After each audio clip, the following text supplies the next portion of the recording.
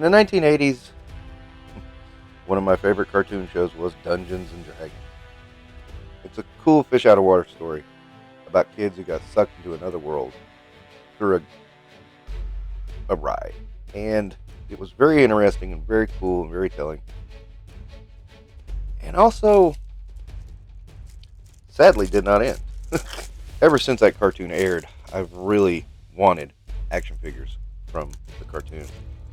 And now we finally get them in these Dungeons and Dragons figures. So I've already expressed my massive disappointment with Hank. Let's move on to Diana. Now, Diana comes with a D20. Is that because acrobats do D20 for their hit die? No. Their acrobat is not actually a class in Dungeons and Dragons. It was what was called a kit back then. You could kind of add it on and get a couple of bonuses to your character. With Diana, it was kind of weird. But her magical staff was where her powers came in, and you use it like a javelin. Now, I've already mentioned that you guys are out of scale, which is majorly disappointing.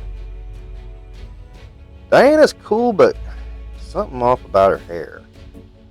It's not the hair I'm used to in the cartoon. It's almost. It's like they tried, but then didn't. And I have to admit, with Diana, there's something off about her. And at first, I couldn't put my finger on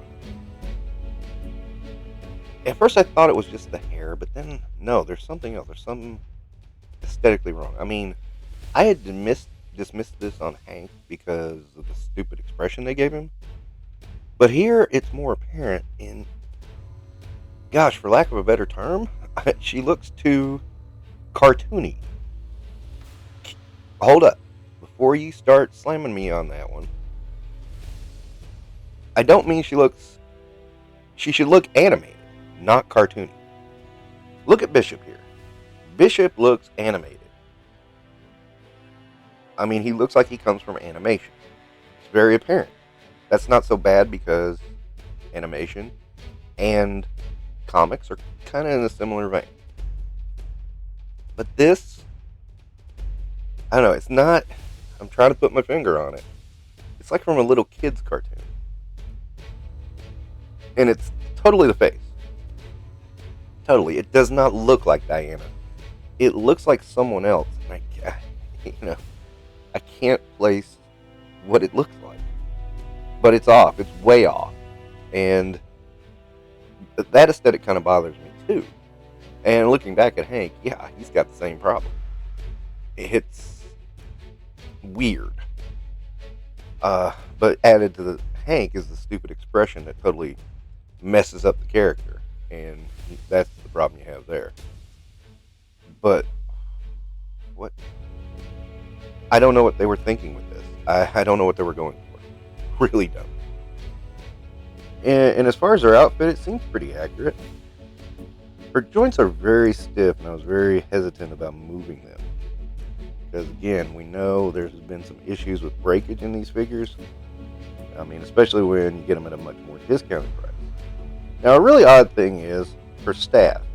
Because her staff in neutral should be just an ordinary piece of wood.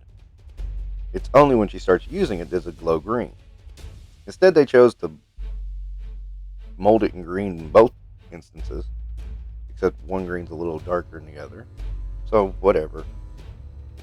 I'm not sure what they were going for with that. Now, also with articulation on Diana, the tunic comes down and really limits how far she can go. And that's weird because, of all the characters, Diana should be the one to have the most posability. The same thing with Hank, but to a lesser degree because, he's going to set his feet. And it's really bad with Bobby, too, when I'll get to that when I get to him. Diana's figure by itself, it is decent. It's not bad. Again, there's a little bit off on the face. Again, looks cheap, is out of scale. And the plastic feels cheap. I've got to be honest about that. She has single jointed arms, but double jointed knees. So that's a plus.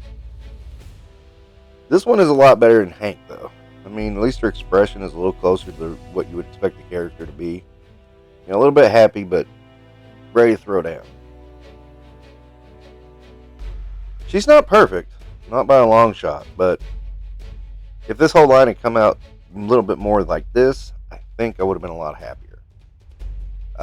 Being as Hank is the way he is,